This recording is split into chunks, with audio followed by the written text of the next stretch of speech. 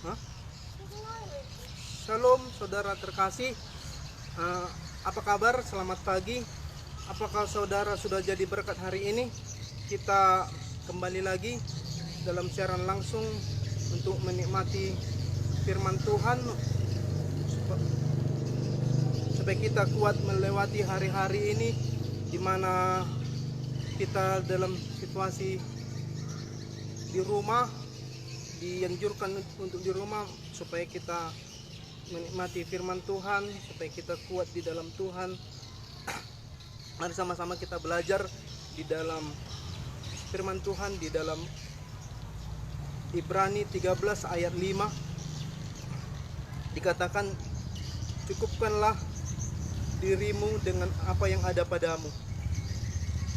Kita diajari untuk mencukupkan diri, Bapak Ibu Saudara terkasih.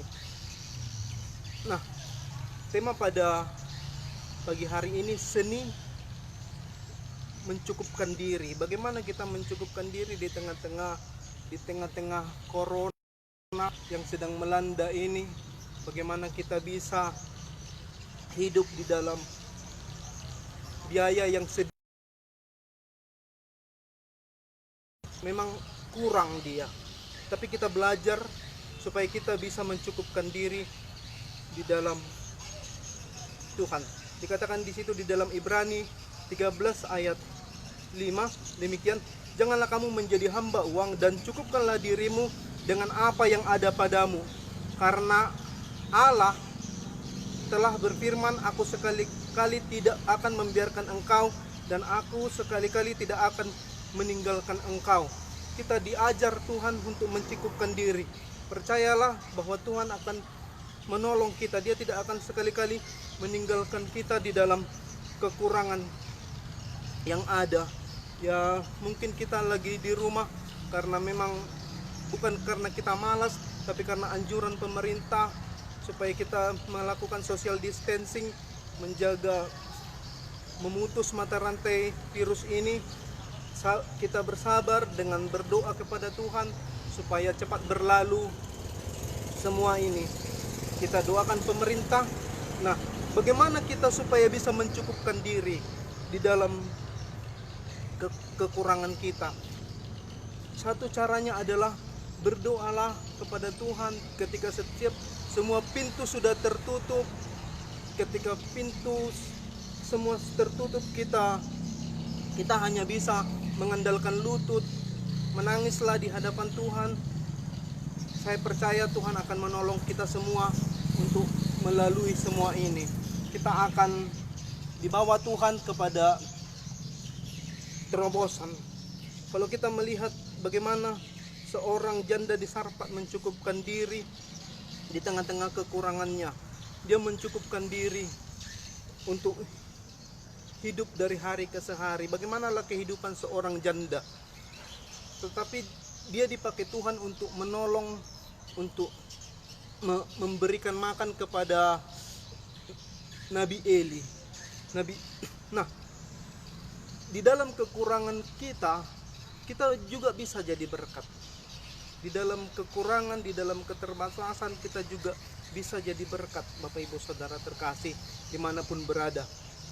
Kita bisa memberkati orang dengan cara sederhana. Kita tidak menjadi beban orang, kita mencukupkan dirilah di dalam kehidupan kita.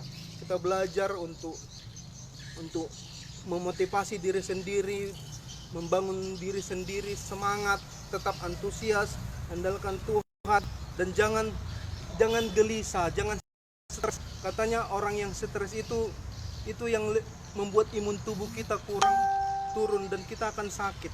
Tetap optimis, andalkan Tuhan, belajar untuk terus berdoa. Ini hari-hari kita mendekatkan diri kepada Tuhan. Ini hari-hari di mana kita datang kepada Tuhan. Saya percaya kita akan bisa melewati ini semua dan kita akan kembali hidup normal, bisa kembali ke pekerjaan kita masing-masing. Nah, Bapak Ibu Saudara terkasih dimanapun berada, kita yakin dan terus percaya bahwa Tuhan tidak tidur, Tuhan tidak meninggalkan kita. Situasi ini tidak di luar kendali. Situasi ini ada dalam kendali Tuhan. Mari kita doakan pemerintah untuk terus melihat masyarakatnya, untuk terus melihat rakyatnya, untuk menolong rakyatnya, untuk bisa mendengarkan keluh kesah rakyatnya.